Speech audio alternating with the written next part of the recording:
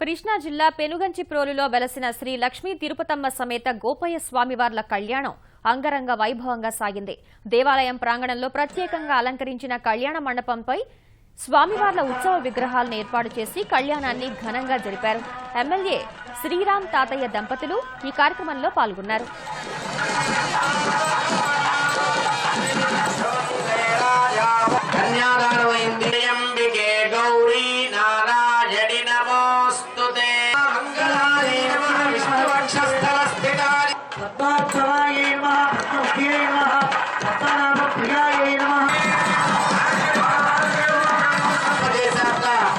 ఆదేశ్వరుడు